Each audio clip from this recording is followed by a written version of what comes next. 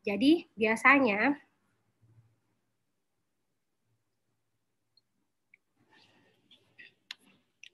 kita akan bertanya, bagaimana saya identifikasi, terus bedakan ini penyakit rematik karena asam urat atau dia penyakit rematik lainnya ya, karena kadang-kadang itu pasien datang kalau ke kita kalau sakit-sakit di tulangnya pas dia bilang asam urat Kak Dok.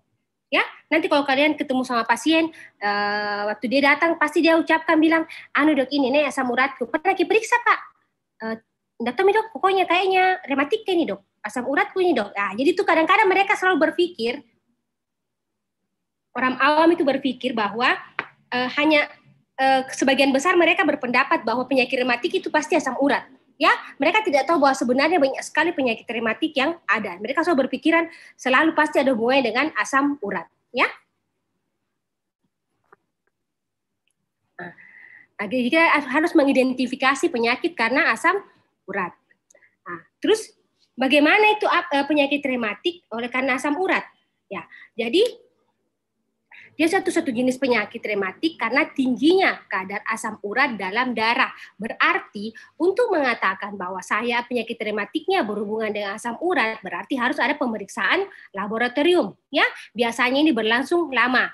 Penyakitnya dikenal sebagai radang sendi pirai atau GOUT. Nah, asam urat itu merupakan bahan normal dalam tubuh dan merupakan hasil akhir dari metabolisme purin pada manusia. Ya, jadi harusnya ada normal lah. Normal serum dalam urat asam urat dalam darahnya kita itu normalnya antara 4 sampai 6 mg per desiliter. Secara umum sebenarnya definisi tentang hiperuricemia itu tidak terlalu jelas ya. Namun kita di sini dilihat kalau didapatkan secara statistik definisinya apa? Apabila dia jumlah asam uratnya di atas lebih dari 2 standar deviasi di atasnya ya. Jadi kalau sudah lebih dari 2 standar deviasinya sudah kita bilang oh berarti sudah naik dia ya. Secara fisiologi sendiri definisinya adalah jika dia kadar asam uratnya lebih dari 6,8 atau 7 mg per desiliter ya.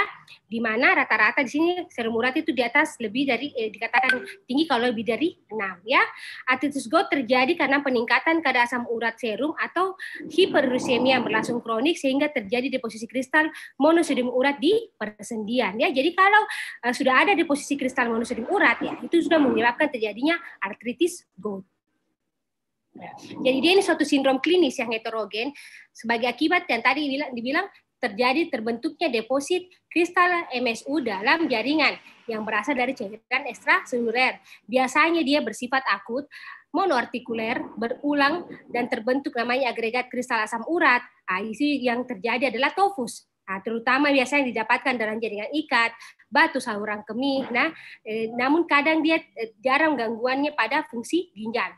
Nah, mudah sebenarnya pengobatannya, tapi kalau tindakannya tidak memadai ataupun tidak cepat ataupun mungkin ditunda, bisa menyebabkan terjadi destruksi dari sendi. Nah, adapun faktor-faktor yang beresiko untuk mengalami gout ini sendiri yaitu sehubung dengan bertambahnya usia, ada hubungan jenis kelamin di mana biasanya lebih banyak ditemukan pada laki-laki dibandingkan pada perempuan.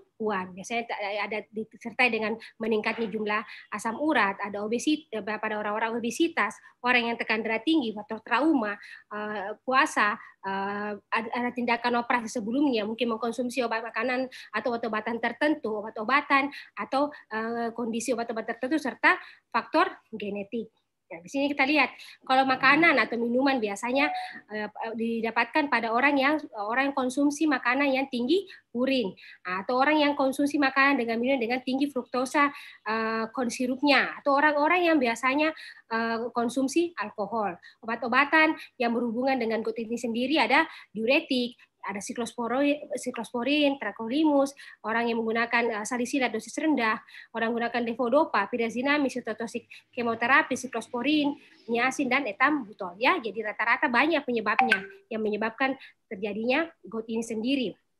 Bahkan kondisi-kondisi yang oleh karena ada kondisi medis yang dialami oleh pasien itu pun bisa memicu terjadinya goitritis. Contoh pada orang yang kronik renal insufisiensi, pada orang yang hipotiroidisme, orang yang renal transplant, orang yang hipertensi, yang coronary heart disease, myeloproliferative disorder ya, jadi ini starvation, orang yang akromegali, Down syndrome, ya, DM, Ada orang yang mengalami volume depletion, ketoasidosis, lektosidosis, ya, jadi ini semua bisa saling berhubungan. Di mana rata-rata orang yang kita tahu bahwa yang datang dengan gout artritis sendiri hanya sebenarnya di permukaan seperti gambaran ini, dia seperti iceberg, permukaan esnya saja ya, gunung es dia cuma di bagian atas. Padahal sebenarnya ada yang lebih besar di bawahnya, itu adalah yang akan memicu terjadinya gout artritis sendiri, itu ada hiperursemia. Jadi keduanya harus diterapi, ya, keduanya harus ditangani. Artritis itu terjadi reaksi inflamasi jaringan terhadap pembentukan kristal monosodium uratnya.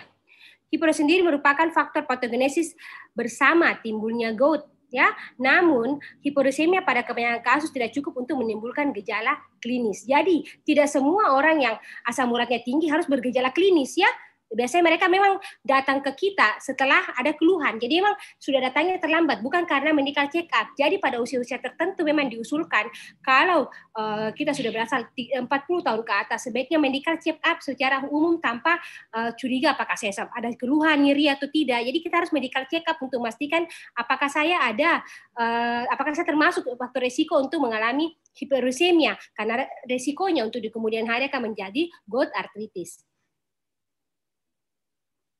Nah, di sini kita lihat penata laksanaan gout akut sama pada pasien dengan atau tanpa hiperursemia, ya.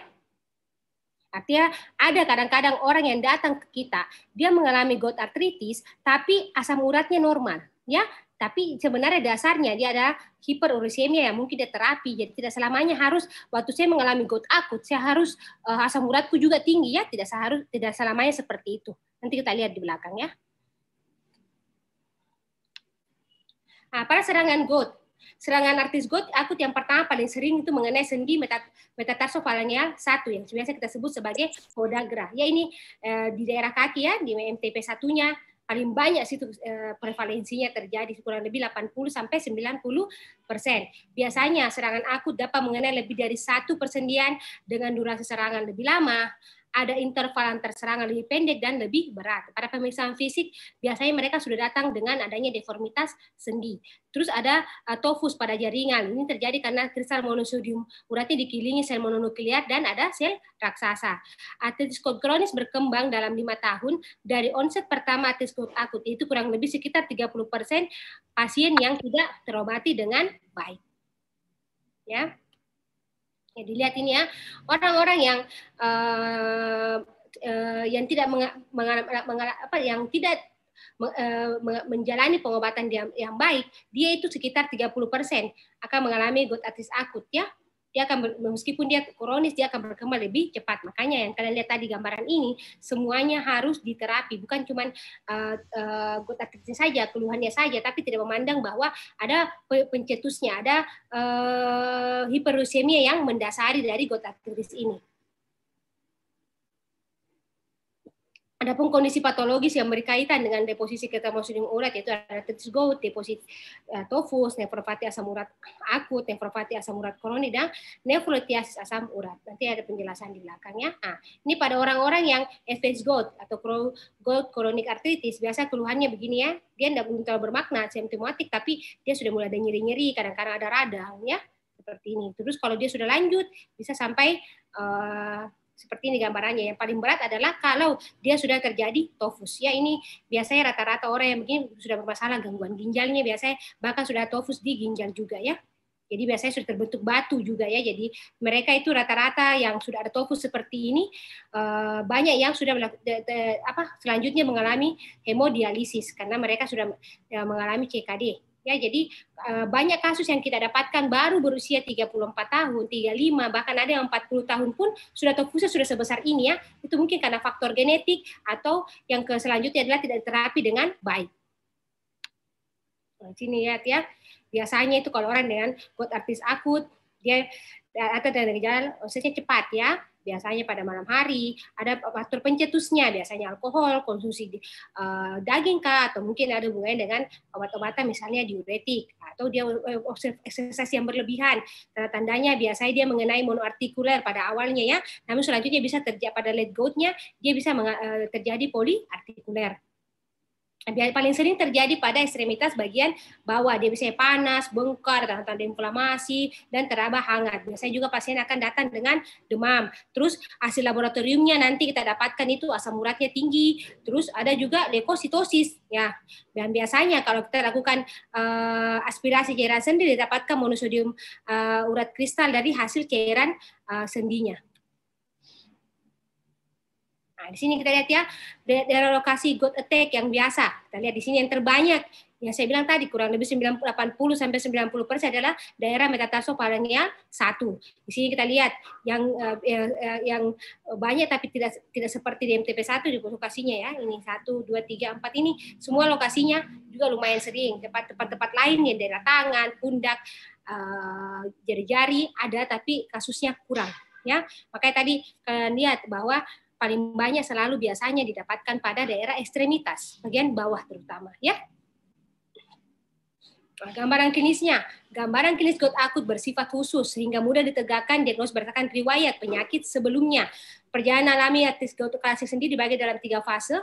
Ada hiperuricemia asimptomatik, gout intermittent akut, dan gout trophy kronik. Ya, jadi kita lihat sini, kalian harus jangan malas untuk anamnesis karena di sini dibilang bersifat khusus sehingga mudah ditegakkan diagnosis berdasarkan riwayat penyakit sebelumnya. Jadi kalian harus perkuat, harus latihan, biasakan anamnesis pasien ya. Biasakan meluangkan waktu untuk bertanya kepada pasien mengenai riwayat penyakit yang pernah diderita karena kadang-kadang pasien datang ke kita, mereka bukannya tidak mau menyampaikan bahwa mereka pernah sakit apa, cuma mereka biasa lupa ya. Kalau kita bertanya, dia sampaikan, "Oh ya dok, saya pernah ini." Ya, kalau kita tidak tanya, mungkin dia sudah pulang di rumah, aduh saya lupa bilang, sebenarnya tuh tinggi asam uratku, aduh bagaimana itu ya. Ya sebenarnya antara pasien yang salah atau kita. Menurut Andi Krisdayanti siapa yang salah?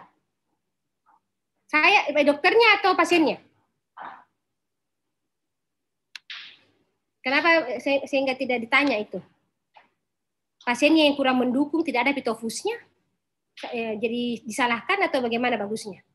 Karena dokter tidak boleh salah juga. Dia salah, kenapa tidak bilang? Kenapa belum ada tofus? Coba kalau ada tofus, bisa ditebak. Kayak kita, kayak apa? Mestinya ada mitofus, jadi tidak usah bilang-bilang, ku tahu, Maki. Apakah harus saya bilang begitu ya? Tidak ya? Karena juga dokter, ya, kenapa? Tabe dok, tidak dok. Ya, itu tergantung ya. Kalau pasienmu cuma 1, terus kau tidak analisis baik-baik, berarti kau yang salah. Kalau pasien dalam satu kali poliat 100, ya kalau kau lupa tanya ya sudahlah. Toh, tunggu data selanjutnya. Jadi kau salah kalau 1 di pasienmu, nah biar analisis malas tongko. Kalau ada 100 kira-kira, nah baru dari jam 8 mau kau duduk, jam 2 ini kawe, belum selesai. Suster berapa pasien pi? Tabe dok, masih ada 40. Kira-kira tenang jiwamu, belum pakai makan siang, belum pi sholat. Itu anamnesis yang uncontrol ya. Di puskesmas itu begitu, dijejerkan 5 orang duduk langsung ya, yang flu, kita flu di, oke. Kapsul 1, kapsul 2, puyer 1, puyer 2, puyer 3, itu di puskesmas itu ya. Tapi kalau orang datang dengan nyeri hebat, kondisi akut, sebaiknya luangkan waktu lebih banyak dibandingkan tidak ya, karena kadang-kadang seperti ini harus pemeriksaan lanjutan. Berarti dia butuh pemeriksaan asam urat. Itu artinya kalian harus melakukan rujukan kalau tempatnya kalian tidak ada pemeriksaan asam urat ya. Pada orang yang hiperuricemia asimptomatik, biasanya hiporuricemia tidak selalu menimbulkan keluhan ya, biasanya tidak ada keluhannya.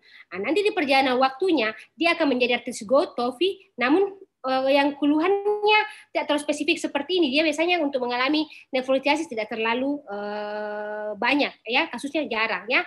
Nah, di mana makin tinggi kadar asam hiporuricemia, maka makin besar resiko untuk timbulnya suatu keluhan ya. Jadi kalau sudah biasanya paling baik itu kalau 9 ke atas sakit semua itu.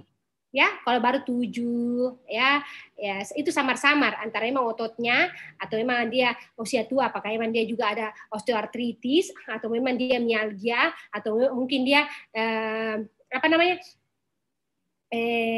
nefropati ya, jadi bukan nefropati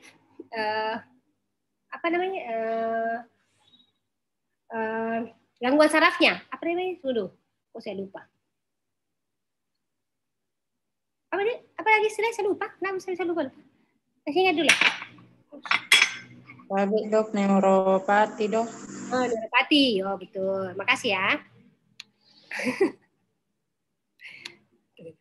Ini orang belum makan siang deh. Malas berpikir. Terus pada gout intermittent, derajat hiperuricemia berkorelasi positif dengan risiko orang yang menderita serangan akut gout. Kadar asam urat yang tinggi pemicu serangan gout akut pada trauma, operasi, konsumsi alkohol, dan pemakaian obat-obat tertentu. Jadi biasanya orang-orang yang contoh dia mau dioperasi ya, pada dia kalau dia ada riwayat asam urat, kalau misalnya mungkin kan kadang-kadang pasien datang ke dokter bedah ya tidak terlalu banyak anamnesisnya, apalagi mungkin dia saat itu fokusnya di penyakit yang akan dibedah. Tapi pada kasus tertentu biasa setelah dikonsul di penyakit dalam, mereka itu setelah operasi akan ada keluhan yang bermakna, mulai sakit sendinya, ada bengkak, ya itu karena sebenarnya ada pemicunya. Mungkin tidak diperiksa asam uratnya sebelumnya, makanya biasanya kita sebagai dokter penyakit dalam akan periksa lebih lanjut dengan tanda kutip memperhatikan tadi riwayat penyakit sebelumnya ya.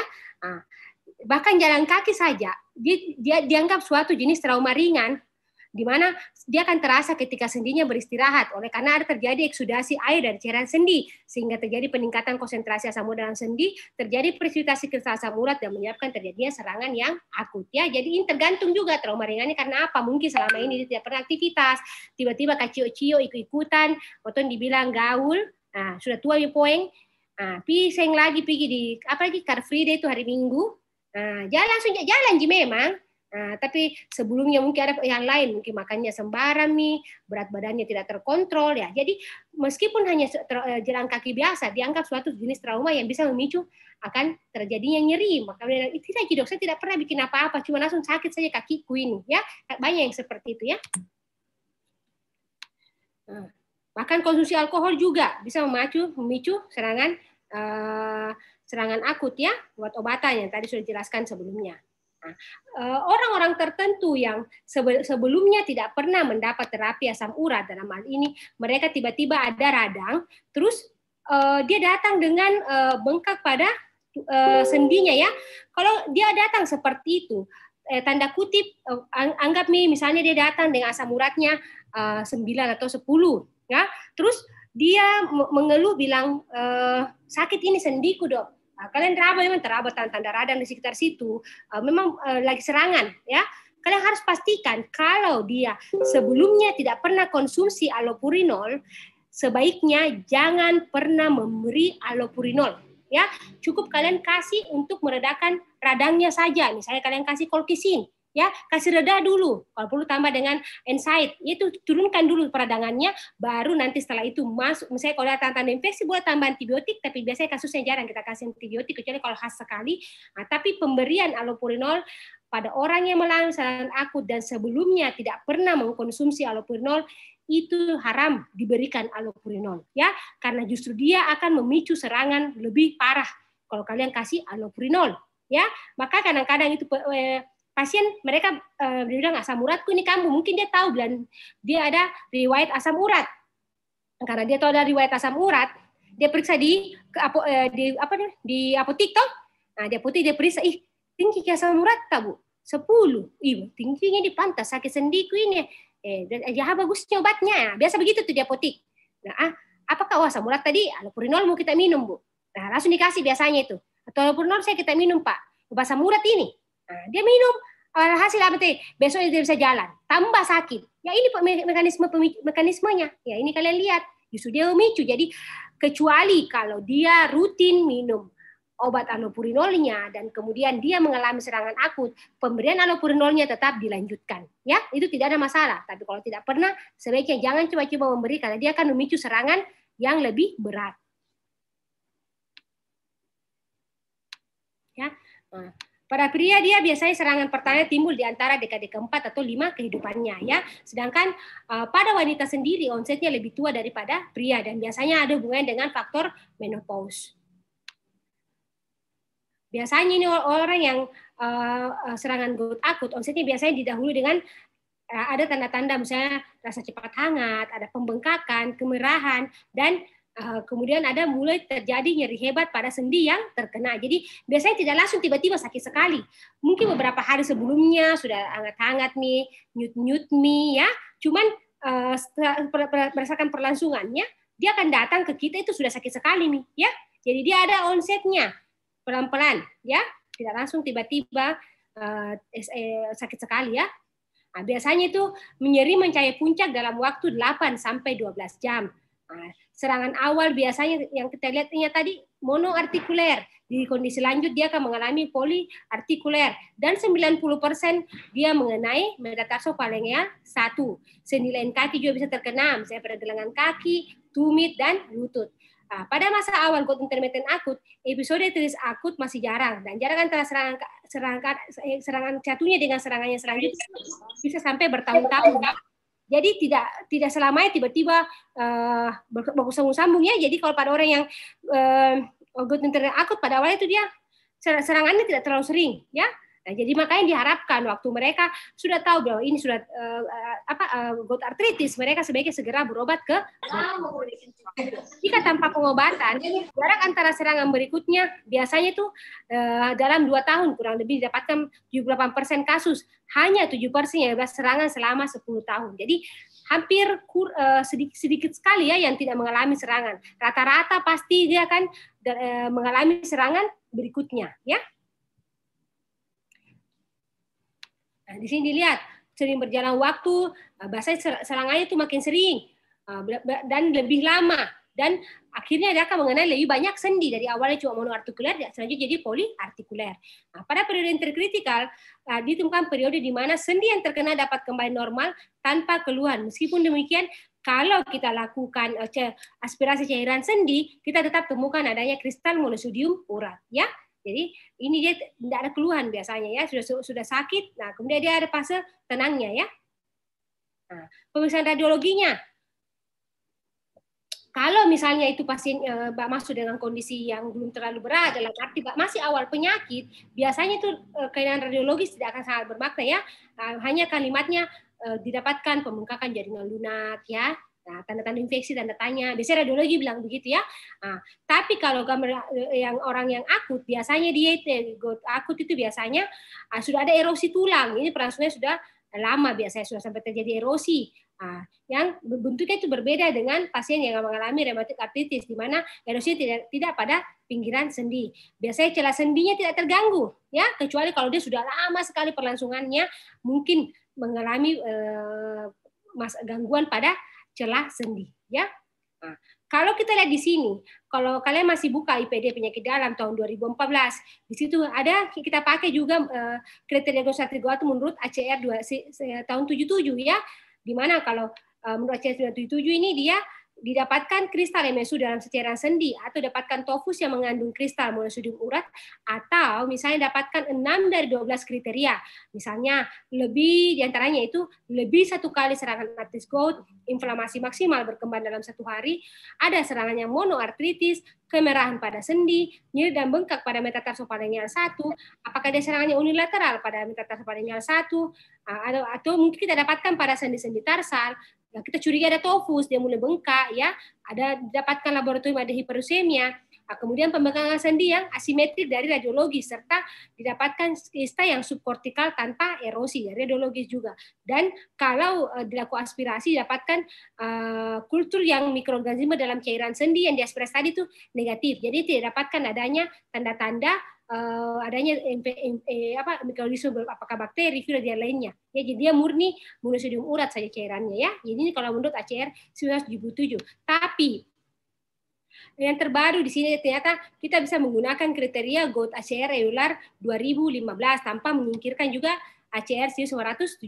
Ini lebih spesifik ya, paling baik kita pakai ini ya. Nah, ini di sini kalau dia menurut American College of Rheumatology atau European League Against Rheumatism di sini tahun 2015, di sini ada 2 yang dinilai, bagaimana ada 3, bagaimana klinisnya, bagaimana laboratoriusnya, serta bagaimana pencitraan dari pasien itu sendiri. Tunggu ya.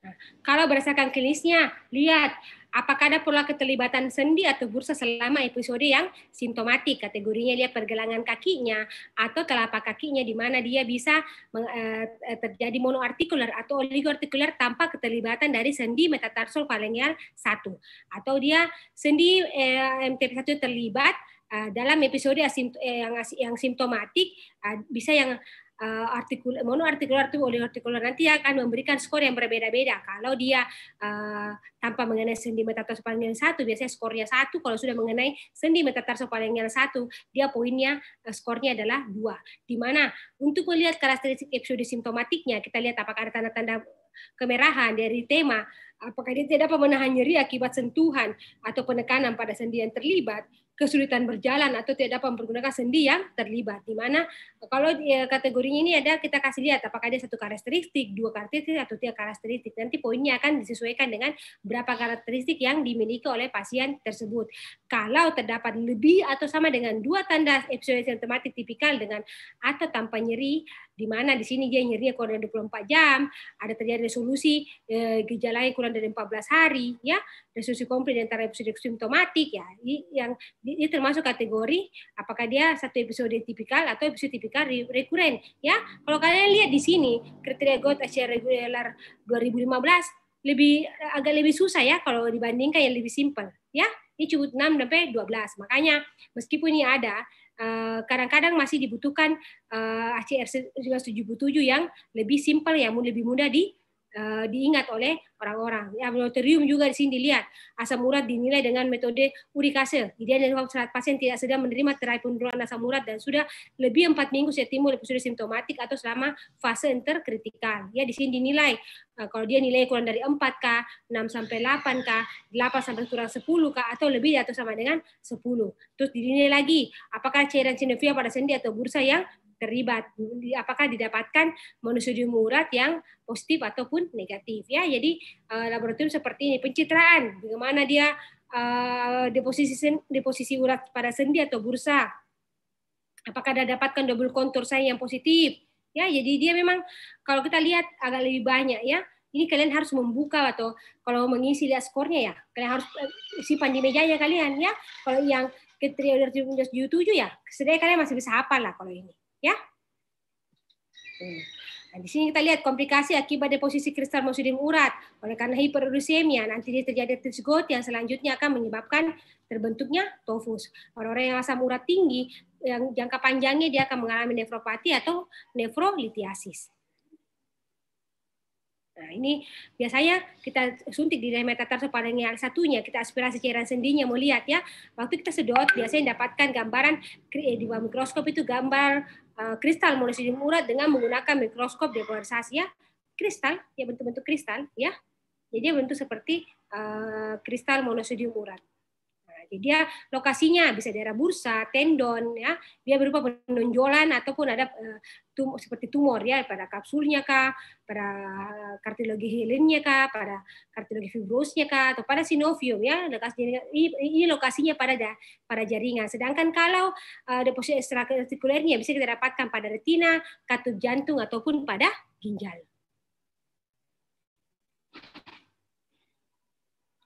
Pada orang yang gout kronik bertofus, biasanya didapatkan ada tofus di mana didapatkan depo MSU-nya itu 10 sampai 30 kali dibandingkan orang yang tanpa memiliki tofus, atau pada kasus orang-orang yang populasi normal. Oleh Goodman sendiri, lama dan meringannya hiperuricemia dinilai dari bagaimana asam urat plasmanya. Kalau didapatkan nilainya 10 sampai 11 dan dianggap sebagai depo ringan sampai sedang. Sementara kalau didapatkan asam urat plasmanya lebih 11 mg per desiliter dikatakan sebagai depo berat. Adapun faktor-faktor yang menyebabkan gout kronik bertofus sendiri, di mana tergantung dari berapa kadar asam urat plasma yang ada dalam darahnya. Makin tinggi, ya, itu pakai risikonya makin besar. Apakah dia sejak usia muda mengalami arteritis gout? Apakah terjadi inflamasi aktif yang berlangsung lama, berkepanjangan? Bagaimana frekuensi serangannya? Terus predileksinya, apakah dia diastematis atas atau bawah? Apakah dia mengalami poliartritis, ya? Kalau yang gout bertofus, masalah pengobatan akutnya, Terapi profilaksis selama fase awal hiperuremia yang berfluktuasi biasanya kita menggunakan colchicine. Saya bilang tadi ya, kalau dia datang ke kita dengan rasa nyeri yang hebat tanpa sebelumnya menggunakan allopurinol, sebaiknya kita kasih dengan pemberian profilaksi, misalnya dengan pemberian colchicine. Ya, pemberian obat penurun kadar asam urat terlalu dini selama proses informasi aktif masih berlangsung. Jadi kita menilai semuanya ini, termasuk bagaimana pasiennya, apakah dia teratur atau tidak dalam pengobatannya. Di luar tanda kutip harus perhatikan juga pola makan dari pasien. Apapun tujuan dari pengolahan sendiri dia untuk mencegah serangan akut berulang dan terjadinya absorpsi dari tofus ya. Pencegahan serangan akut dari tofus di mana dapatkan kisaran asam urat plasmanya 4,4 sampai 6 memberikan attack ratio kurang dari 1 ya. Obat-obat yang biasa kita kasih santin oksidasi inhibitor, dalam hal ini adalah allopurinol, atau mungkin kita kasih obat-obat yang bersifat urikosurik, misalnya probenecid, benzodiazepine dan lain sebagainya. Kalau kita memberikan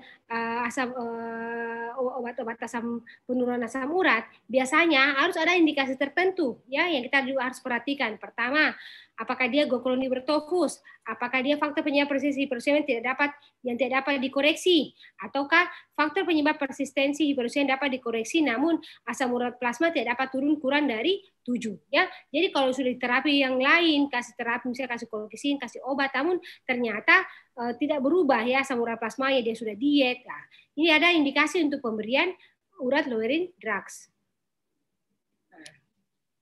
Biasanya orang-orang yang sudah mengalami pemberian terapi, sebaiknya pemberian asam urat itu sepanjang hidup. Nanti kita tinggal pantau berapa dosis yang akan diberikan. Kendalanya biasanya kadang-kadang dia akan menyebabkan cetusan serangan akut gout. Jadi kita mulai dengan dosis yang kecil dan dia akan dinaikkan bertahap dalam waktu 3-4 minggu. Biasanya dosis optimum sesuaikan dengan bersihan dari kreatinin dan dikombinasikan dengan colchicine ya, dia tidak berdiri sendiri pemberian obat-obat untuk penurun asam uratnya. Apakah pasien dianjurkan ditendapurin? Pas di luar obat-obatan yang dikonsumsi, pastikan pasien kalian konsul ke bagian gizi. Pastikan pasien tahu bahwa ada hal-hal tertentu, makanan-makanan tertentu yang kalau dia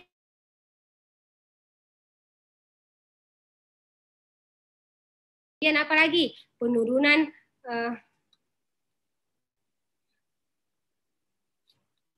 asam urat plasma sebesar 1 mg per desiliter atau sekitar 15%.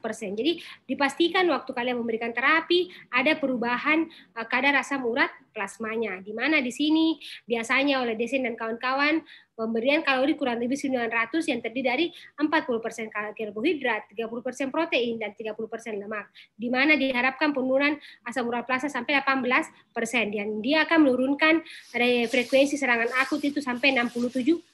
Ya, jadi dari pengolahan dini saja sebenarnya kalian bisa perhatikan bahwa akan ada penurunan yang bermakna terhadap serangan akut yang berulang pada pasien-pasien yang cukup dengan diet, terapi yang teratur, pengontrolan asam urat plasmanya yang ketat, makanya dia justru serangannya juga akan lebih berkurang karena dia akan mengurangi aktivitas yang fisik yang berlebihan, dia mengatur pola makannya ya. Adapun jenis obat penurunan kadar asam urat di sini kita lihat ada yang golongan penghambat antioksidase, ada yang bersifat urikosurik dan ada untuk enzim urat oksidasenya. Di sini yang paling banyak sekali pakai saluran diantaranya allopurinol ya. Biasanya pemberian allopurinol itu mulai 100 mg per hari. Dosisnya tingkatkan 100 mg dalam 2-5 minggu sehingga tercapai target kadar serum uratnya dengan dosis maksimum hariannya itu 900 mg per hari. Jadi pemberian allopurinol tinggi dosisnya ya, bisa sampai 900 mg per hari. Tidak ada masalah. Cuman memang pelan-pelan untuk peningkatan dari dosisnya ya, karena rata-rata kalau saya lihat orang kita tidak pernah sampai 900 sebenarnya sudah membaik sendiri juga, asam uratnya akan berkurang karena mereka sudah rasakan sakitnya ya. Kalau sudah sakit pasti nih sudah kebayang itu rasanya. Kenapa orang-orang dulu masih banda-banda waktu COVID? Toh, karena bukan dia yang rasa. Toh, mati pi keluarganya, mati pi omnya. Ya baru bilang ada betul itu di. Ya, tidak percaya toh? Ya sama ini kayak orang yang asam uratnya tinggi, sakit pina rasa, bengkak pi itu merah mi tidak bisa mi goyang, baru bilang iyo di sakit ternyata di. Nah, Makanya orang Indonesia dipasih jaki dulu, baru sakit, ya, baru kebal. Tapi ada tuh yang tidak, bilang moton jeki mati. Toh ada yang begitu juga ya, dia bilang biar bagaimana mati jeki juga. Nah, jadi biar deh, aku makan suami saja deh. Kalau sakit berobat ke sini kan ada jeki dokter deh. Itu pilihan paling sulitnya kalau dapat pasien seperti itu kayak, ya sudahlah, apa yang ditunggu ya. Di lain kali datang ke jangki jangki jadi BPJS umum Miki saja. Supaya dia rasa uangnya. Ya, kadang-kadang kita harus pasti jaki orang itu kalau dia sudah bayar mahal, baru dia sadar. Dia tidak rasa dari segi dari segi sakit dia masih pikir, enggak apa-apa Ji lah, enak saja, enggak apa-apa Ji. Tapi kalau pas uang yang keluar, dia betul-betul tidak punya dana, ya baru dia ada sedikit kapok di situ ya. Ada dua tipe, ada orang yang kapok gara-gara sakit, ada mentong yang tidak kapok, dia tidak ada uangnya baru sadar, ya. Ya mudah-mudahan kita semua keluarga tidak ada yang seperti itu di antara dua ini kriteria di berobat sebelum sakit, ya. Oke. Atau kita kasih Fibuxostat, ada Probenecid, ada Losartan. Fenofibrat ini kalau dia berhubungan dengan pasien yang ada risiko obesitas, orang-orang yang mengalami hipertriglyceridemia, ya. Jadi ini biasa kita berikan. Nah, terus ingat pertimbangkan pemberian allopurinol tadi pada pasien dengan gangguan fungsi ginjal, kita biasanya mulai dengan dosis 50 mg per hari karena biasanya ada hati-hati terhadap reaksi hipersensitivitas. Nah, jadi kadang-kadang ada orang-orang tertentu kita kasih itu tidak langsung sekaligus ya, kita pelan-pelan minum dulu ini hari. Makanya biasa kadang-kadang ada orang yang kalau dia bilang saya ada riwayat alergi dok, banyak alergiku ini, sensitif sekali kak. Biasanya kalau kita kasih resep, kita biasa bilang beli dulu 5 hari. Ya, nah, tapi kalau memang jauh sekali rumata, kan ini murah gitu ceritanya toh, ya beli 1 bulan, kan kalau lebih 1 bulan pun tidak rugi. Cuma kadang-kadang kita perlu tes dulu, bagaimana reaksi, apakah dia ada reaksi sensitivitas terhadap obat-obat yang diberikan. Ya, jadi itu tiap orang berbeda-beda ya. Kalian nanti akan seiring waktu kalian belajar untuk bisa memahami kondisi tiap pasien. Ya. Nah ini, ada juga namanya epilepticase, tapi belum ada di Indonesia ya. Rangkai saja kan tidak ada di Indonesia. Nefropati urat kronik. Nah, biasanya di sini dia kegagalan ginjal kronik akibat deposisi kristal di dalam jaringan interstisial dan piramid dari ginjal. Faktor lain pencetusnya yang ada dia hipertensi, penggunaan diuretik tiazid, orang yang DM, ada orang-orang yang menggunakan obat-obat nefrotoksik, misalnya dia selalu mengkonsumsi NSAID ya. Kenapa?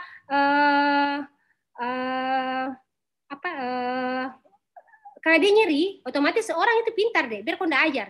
Kalau dia datang, tidak masuk akal, kalau dia bilang, berapa tahun Miki sakit, Pak? Ya, kurang lebih itu 5 tahunan lah. Jadi, kalau sakit ke kita, minum obat, Ki? Ya tidaklah dok, saya biarkan saja, ndak mungkin toh. Pasti dia sudah minum segala cara, daun-daun mie. Kalau dia tanya, ada semua saya minum saya dok, apa mami, daun apa, coba kita sebutkan, Kak. Kecuali mungkin yang beracun tidak kumakan. Selagi masih bisa ditelan semua saya itu ya. Jadi mereka semua mencari cara kalau sudah sakit harus berobat ya. Makanya terlalu penggunaan jangka panjangnya. Jadi otomatis dia bisa mengalami juga nefropati urat kronik. Orang-orang yang pH urinnya kurang dari 5,7 jadi tidak bagus juga ya. Nah, pH urin yang normal berapa? Baiknya berapa? Ahmad Wirawan, bagusnya pH urin berapa, Dek?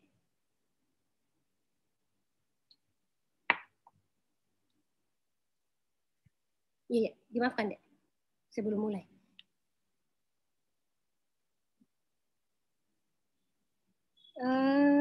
Bisa jadi. Ada yang lain? Nur Fadila.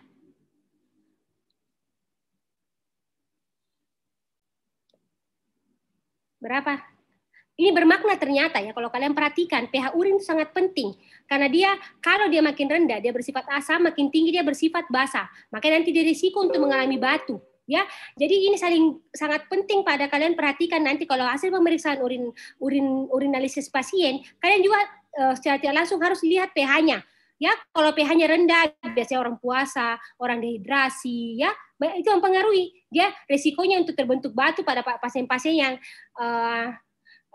gout-artritis ini. Kalau pH urinnya juga rendah, dia berarti tidak terlalu bagus. Jadi pH urin diharapkan itu harusnya bagus antara 6 sampai 8 ya, cocok tadi dan 7 tawa.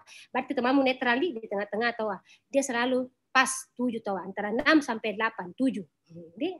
Ya rata-rata emang pH kalau kalian lihat urin itu pH urin kalau kalian buka hasil urinalisa rata-rata pH 7. Ada yang tulis begitu ya. Pernah periksa urin ya? Siapa tadi itu? Pernah periksa urin kayaknya nih temanmu ini. Ahmad Wirawan. Nah, atau mungkin di CP sudah bawakan di tentang ini tidak ada ya? Adakah kuliahnya dari CP? Tidak ada, Dek. Ada kuliah tentang pemeriksaan urin, asam urat, adakah? Tidak ada. Ada ya? Mungkin kalian tidak perhatikan, Di. Tapi sebenarnya pH urin sangat penting ya. Apalagi?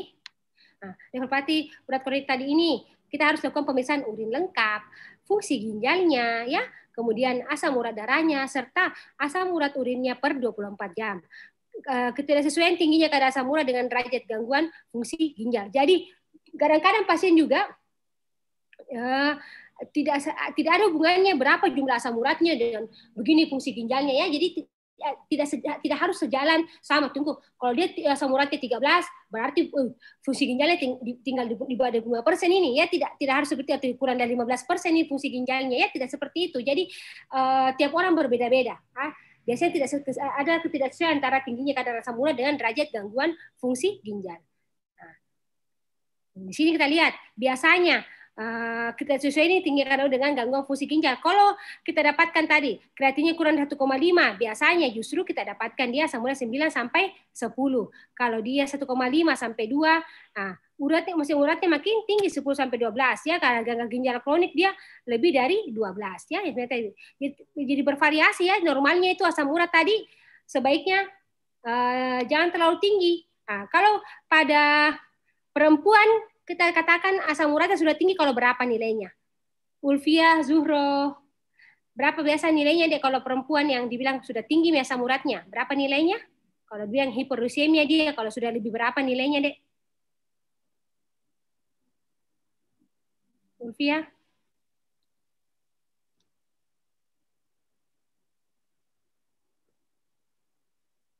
Berapa deh?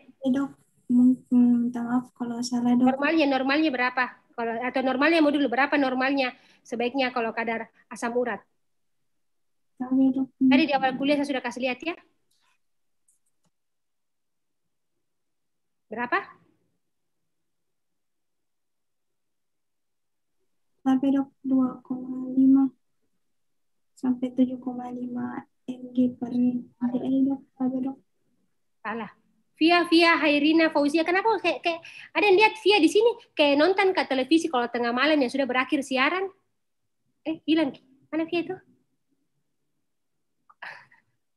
Langsung titik-titik toh hilang gambar. Mana Via tadi? Kok hilang?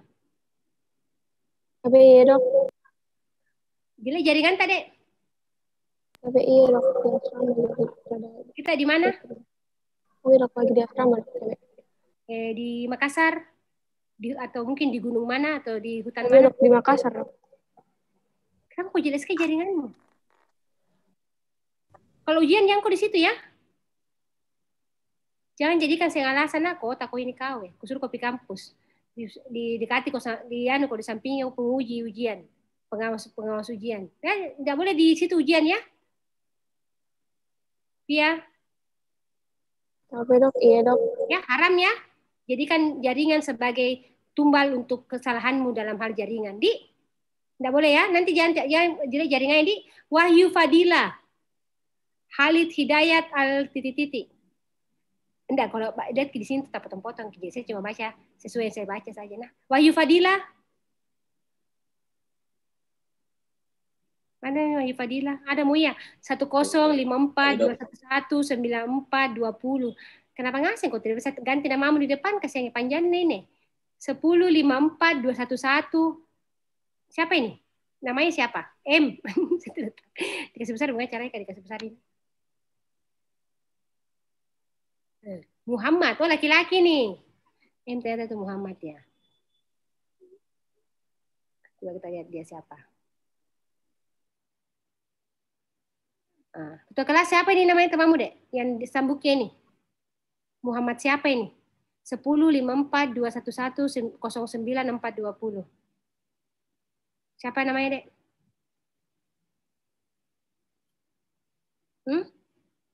Siapa? Husain Abdullah. Siapa namanya temanmu itu, Dek? Tapi dok, yang mana dok? Tapi dok.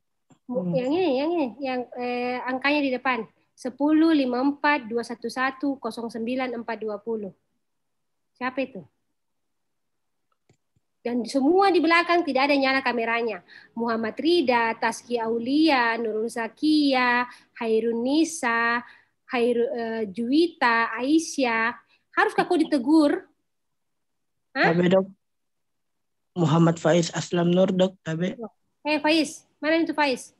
Kenapa kau harus ditegur semua deh? Nurul Miftahul Hae, bla bla. Andi Adek Winarni, Cherry Haryati Putri, Sri Lius Tiranda, ya, Askia Derajat, Tazkia Aulia. Kenapa harus ditegur? Andi Aulia Maulana, ya, Amelia Kartika Amin. Tidak ada aktif videonya. Al Fauzan Anas, ini tidak jelas. Al Fauzan, ada aja orangnya atau tidak?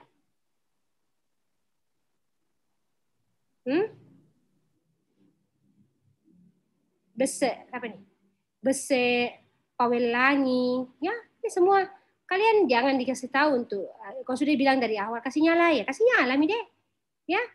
Kalau menghilang sekilas bikin ambil air minum ya tidak apa-apa lah, ya. Nah, jadwal kuliah ya kalian harus aktif karena kalau di kehidupan nyata, kalau sebenarnya kalian kuliah di online, offline ini ya tidak mungkin kok bisa begini toh. Anggap saya lagi offline ceritanya nih, cuma bedanya dalam bentuk Zoom, ya. Ya, jadi normalnya tadi berapa? Ada yang bisa bantu temannya berapa nilai asam urat? Tapi dok, lebih dari 6,0 mg per desiliter. Ya, normalnya itu 4 sampai 6. Kalau laki-laki lebih dari 7 baru dibilang hiperuremia. Kalau perempuan sudah lebih dari 6, langsung dibilang naik asam uratnya. Jadi beda ya. Kalau perempuan lebih 6 sudah bilang hiperuremia nih. Kalau laki-laki dia lebih 7, ya. Dan nanti itu tergantung tiap laboratorium juga ada namanya nilai rujukannya. Itu kita ikuti juga ya, karena tiap laboratorium itu mempunyai nilai rujukan yang berbeda-beda, ya. Pengolahannya ya kita sesuai tata laksana gagal ginjal kronik, ya. Tetap, nah, kita harus pertahankan volume urin sebaiknya lebih 2 liter dalam 24 jam. Kita haruskan alkalinisasi urin, jangan dia bersifat asam ya. Kita bisa buat sedikit basah dengan sodium bikarbonat. Kita kasih kalium sitrat atau kasih kalium bikarbonat. Dia terendah purin. Nah, dan dapat diberikan juga pemberian urat lewin drugs ya. Nah, biasanya ini diberikan seumur hidup tapi dengan dosis yang minimal, bisa sampai 50 mg per hari atau 100 mg per hari ya. Nah, kalau nefrosis asam urat, dia itu prevalensinya 5-10% hasil penelitian di Eropa dan Amerika. Ini hasil data yang didapatkan, sedangkan Indonesia sendiri prevalensinya belum ada laporan yang bermakna. Tapi saya kira Indonesia tinggi ya, karena rata-rata banyak yang kita dapatkan orang yang dioperasi itu ada hubungan dengan nefrosis asam urat. Apa faktor-faktor yang memicu, yaitu adanya pH urin asam yang persisten. Jadi sebaiknya jangan sampai pH urinnya itu asam, ya, jangan dia persisten pH urinnya, ya. Volume urin yang terlalu sedikit. Jadi kalau pH urin 7 dia menyebabkan kelarutan terjadi 200 mg per desiliter. Kalau lihat sini ya, kalau pH urinnya makin rendah, maka dia terjadi kelarutan hanya sekitar 15 mg, sangat berbeda ya. Jadi sini terjadi konversi ke bentuk garam dan tidak mudah larut, jadi memperberat fungsi dari ginjalnya. Ya, jadi makin rendah purin, resiko untuk terbentuknya batu juga akan tinggi ya. Pengolahannya, pertahankan aliran urin lebih 1 ml per menit, kurang lebih 2 liter per hari. Kita alkalinisasi urin, kasih obat-obat yang menurunkan asam urat. Hati-hati kalau orang yang tadi ada misalnya sudah gangguan ginjal ya, pemberian uricosuric agent-nya harus diperhatikan. Modalitas lainnya misalnya optimalkan berat badan, kurangi asupan purin, hati-hati pemberian golongan obat-obat diuretik terutama tiazid, orang-orang yang pemberian NSAID, phenylbutazon, pyrazinamide atau obat-obat nefrotoksik lainnya. Nah, pencegahan serangan akut bisa dilakukan dengan pemberian colchicine. Ya, di sini kita lihat rekomendasi Perhimpunan Reumatologi Indonesia 2018, di mana untuk rekomendasi diagnosisnya dikatakan hiperursemia tanpa gejala klinis tanda dengan kadar asam urat serum lebih 6,8 mg per desiliter. Jadi kalau lebih 6,8 sudah dianggap dia hiperursemia meskipun dia tanpa gejala klinis. Serangan artritis gout akut ditandai dengan nyeri hebat, ada nyeri sentuh atau nyeri tekan, onsetnya tiba-tiba, disertai bengkak dengan atau tanpa eritema yang mencapai puncak dalam 6-12 jam pada satu sendi, atau kita tahu sini adalah monoartritis akut. Manifestasi klinis gout yang tipikal yaitu podograf berulang disertai hiperursemia. Jadi itu podograf dia akan terjadi dia dikatakan sebagai manifestasi klinis gout yang tipikal. Dia itu selalu terjadi manifestasi berulang-ulang terbentuk itu namanya tofus. Nah, itu yang disebut sebagai podograf. Biasanya disertai dengan hiperursemia. Diagnosis definisi gout ditegakkan bila ditemukan kristal monosodium urat pada cairan sendi atau artritis aspirasi dari cairan tofusnya.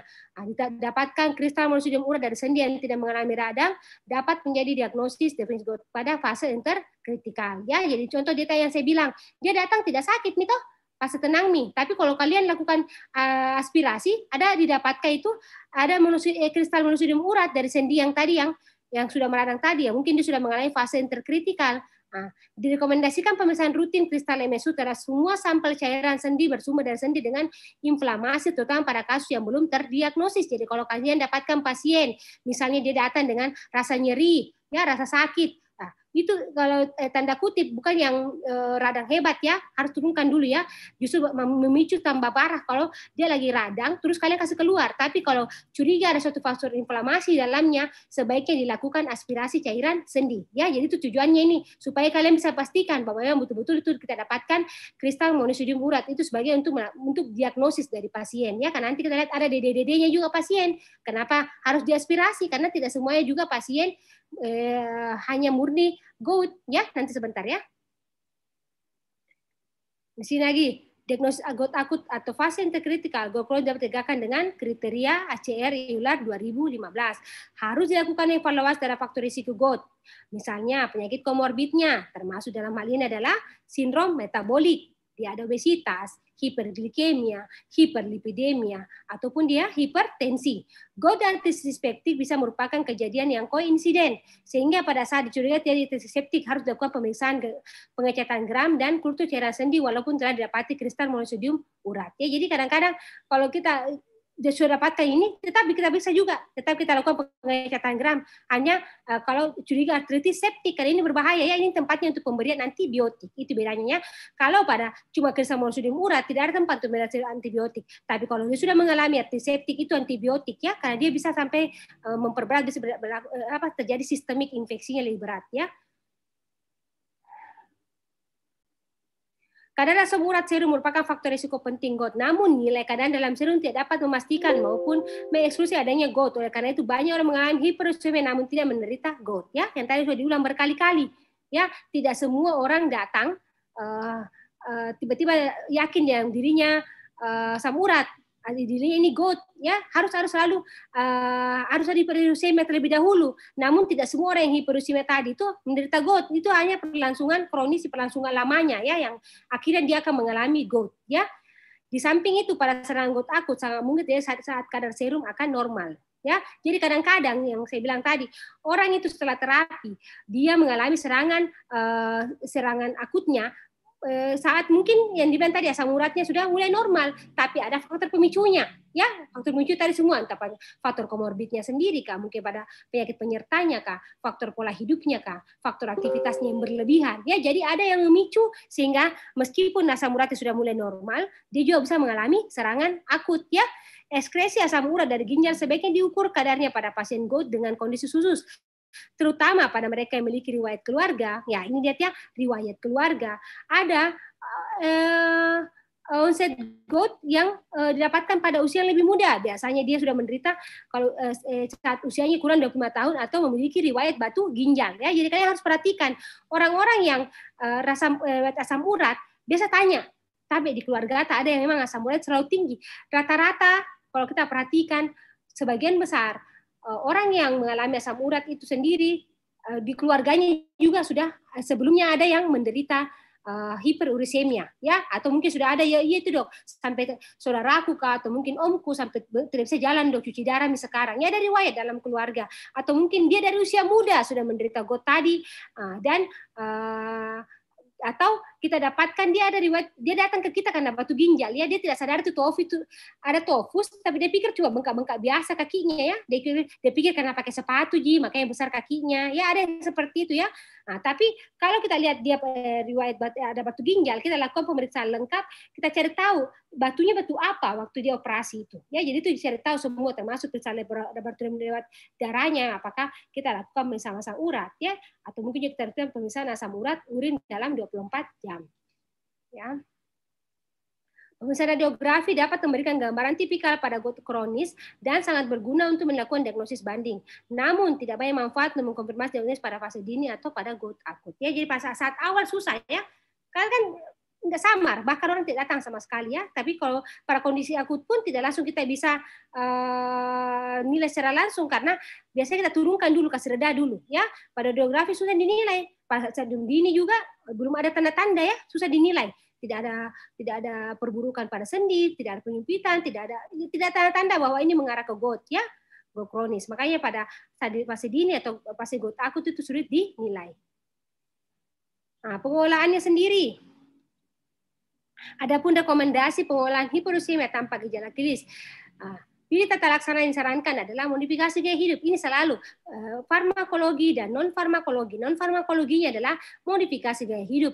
Pemberian obat penurun asam urat tidak dianjurkan secara rutin dengan pertimbangan risiko dan efektivitas obat penurun asam urat. Ya, ini artinya dilihat lagi berapa jumlah asam uratnya. Kalau kalian pastikan kalau memang jumlahnya cuma 6-7, tidak ada gejala, tenang-tenang, juga pemeriksaan sebelumnya dia tidak ada masalah ya. Biasanya tidak terlalu beri. Kita awal mulai dengan modifikasi gaya hidup, ini maksudnya ya, tidak terlalu diusulkan. Tapi kalau jelas-jelas pola makannya sudah tidak bagus, mungkin dia tidak bisa ubah pola makan, ya harus diberikan obat asam uratnya ya. Sedangkan GOT akut harus ditangani secepatnya. Evaluasi adanya kontraindikasi sebelum pemberian terapi. Yang tadi sudah dijelaskan ya. Pilihan terapi GOT akut dengan onset kurang 12 jam adalah colchicine. Artinya saat serangan pertama kali kita kasihkan itu colchicine. Tapi yang lainnya adalah kita bisa berikan OAINS, kortikosteroid oralan, atau bila dibutuhkan aspirasi sendi dan juga injeksi kortikosteroid ya. Tapi perhatikan kontraindikasi terapi sebelum obat diberikan. Jadi kalau kondisi-kondisi akut tertentu kita kasih turunkan reda dulu, baru kemudian kita memberi obat asam uratnya. Atau biasa kalau memang dia ke ahli rematik, biasa mereka langsung injeksi intraartikuler, tanda kutip, kalau mereka perhatikan memang bersifat lokal ya, tidak ada tanda-tanda sistemik ya, karena kalau biasanya itu pemberian kortikosteroid injeksi di tempat darah nyerinya itu hasilnya akan lebih bagus. Cuma orang Indonesia itu masih takut disuntik ya. Kayak dia bilang banyak yang sudah disuntik, sudah itu lumpuh. Ya ada yang begitu ya. Jadi pada sebenarnya tidak. Ya mungkin dia disuntik sembarang tempat atau sudah disuntik malah tidak mau istirahat kakinya. Sudah suntik pimol, sudah disuntik masih keliling-keliling, sudah disuntik masih pindah sepeda. Kan tidak boleh, itu kaki harus diistirahatkan. Jadi banyak pemicu, jadi dia pikir gara-gara disuntik. Ya, padahal gara-gara orangnya sendiri yang membuat dia tambah parah.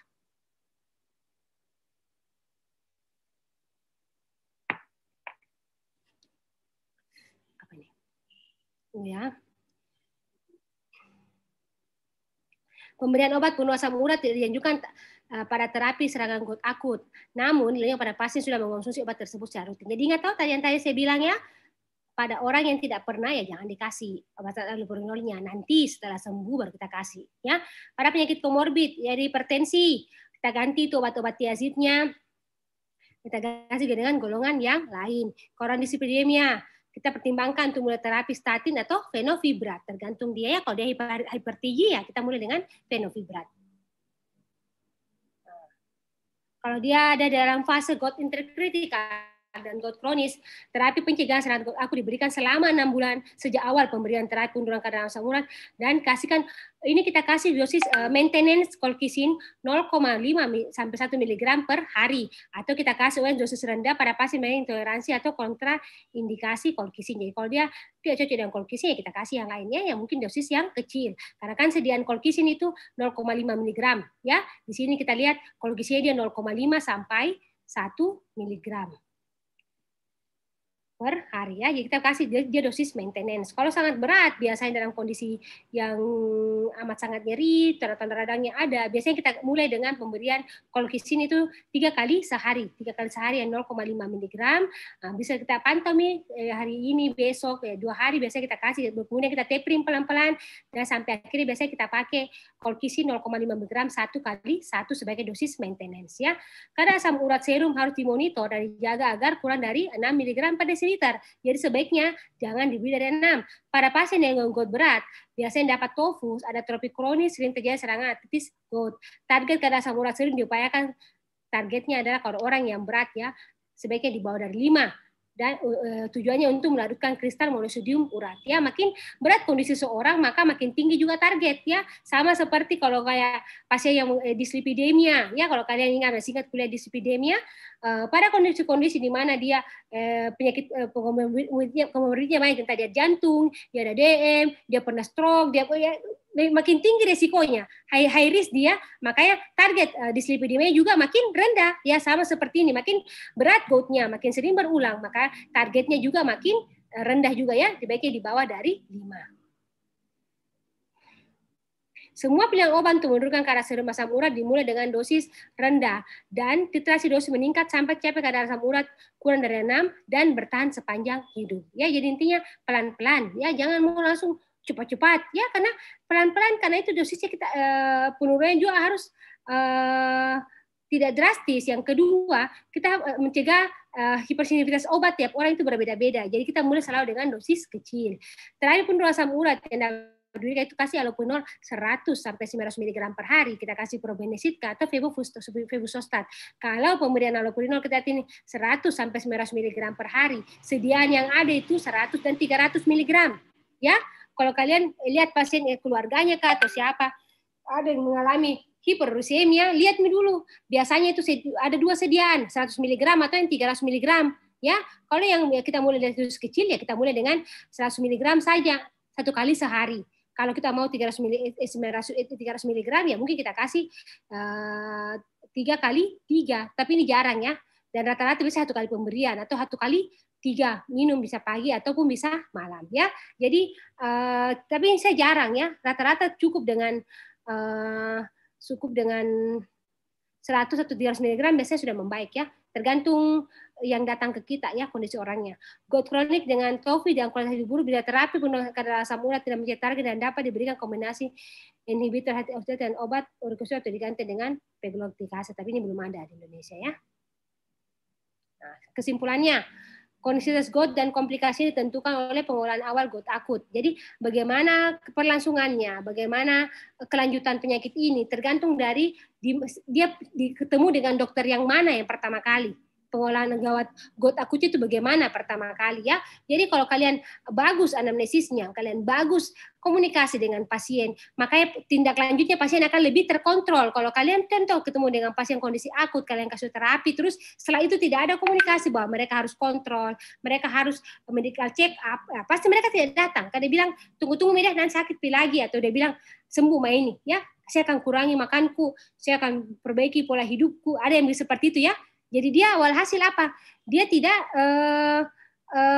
datang kontrol, ya.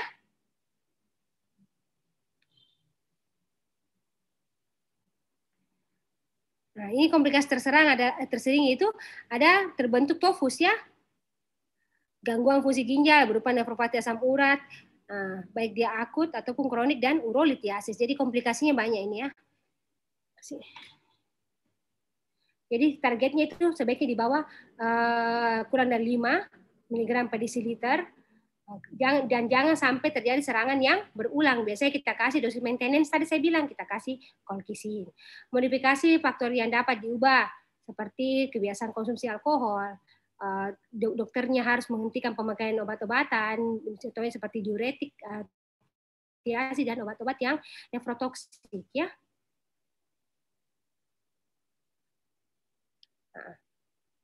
Nur Sadika. Nur Sadika. ABY dok. Berapa sediaannya allopurinol yang ada? Untuk obat allopurinol dok? Iya. Ada bisa diberikan 50 mili, ada 100 dan 300 miligram dok. Ya, karena orang lagi bicara, kok juga ngomong. Kok ngomong sama siapa? AB dok, ditanya sama orang tua dok. Panjangnya pertanyaannya. Ada kuliah 5 menit sampai 10 menit. Ya, memang aktif kamera aku, nanti mataku kemana-mana.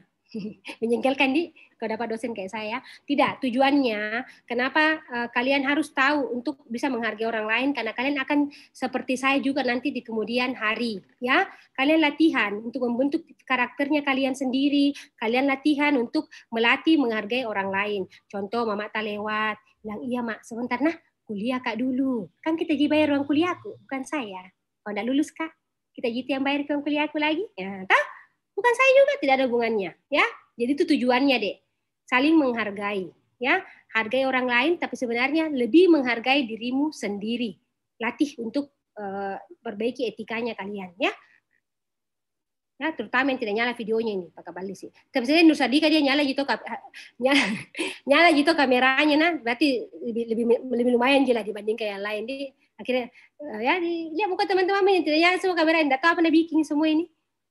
Ya sudahlah, pasti bilang, saya lumayan juga, biar orang tidak nyala kameraku, tapi ada aja, daripada yang tidak ada itu, kan kita yang hadir cuma 92 orang, 100 sekian, masih ada berapa puluh yang tidak hadir. Ya. Dia bandingkan dirinya sama yang negatif, ya.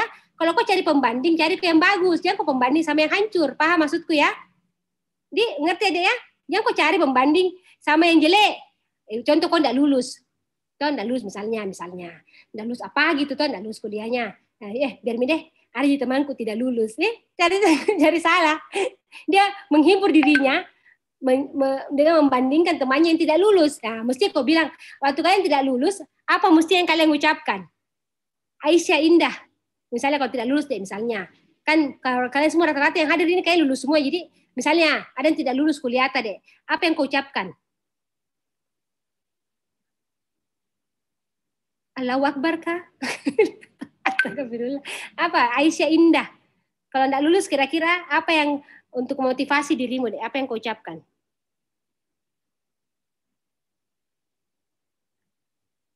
Aisyah, kedengaran suaraku tuh atau jangan-jangan saya bicara sama diri sendiri? Aisyah Indah, Aisyah Indahkah? Berapa Aisyah Indah di grup ini? Aisyah Indah. Ini Anda tidak perhatikan.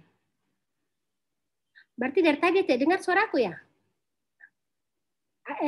Ahmad Muhtadi dengar suaraku, Dek? Tabe iya dok, dengar dok. Aisyah, kenapa tidak dengar suaraku? Yang lainnya dengar di suaraku juga? Tabe dok, iya dok. Kedengaran dok. Aisyah Indah. Ada yang bisa hitung tadi berapa kali aku panggil? Banyak tuh? Ya. Iya. Apa yang tabe? Kok enggak lewat di depanku, lu tabe? Apa? Berarti tidak perhatikan dari tadi. Kalau kalian setidaknya perhatikan, paham maksudku ya? Setidaknya waktu saya panggil, kalian menyahut. Paham nih? Berarti dari tadi kuliah yang saya bawa tidak dengar dong. Panggilanku saja tidak dengar. Apalagi kuliah yang banyak-banyak itu yang membosankan itu. Jangan kau udah mau tidur. Saya juga mau tidur baca itu. Yang saya bacakan. Bosankan memang ya deh. Siang-siang ini kau belum pas saya makan nah. Saya pulang dari rumah sakit jam 2 siang. Cuma saya bertahan demi kalian ini dengan romantis misalnya. Nah, jadi kalian harusnya lebih semangat kau cuma di rumah terima kuliah. Nanti stresmu di kuliah, di ujian. Jangan kau dulu stres sementara kuliah. Nikmati kau hidupmu deh. Masih banyak hidupmu. Baru kau 2020 ini kau masih banyak kuliahmu belum selesai. Jangan kau stres, baru kau semester awal.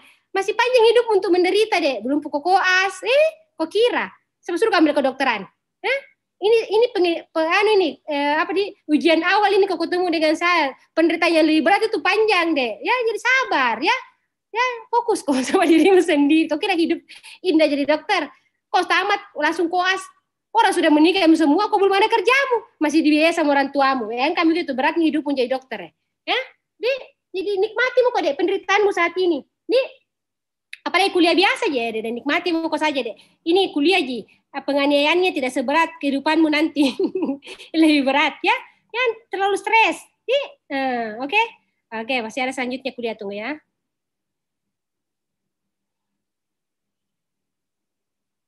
Tuh.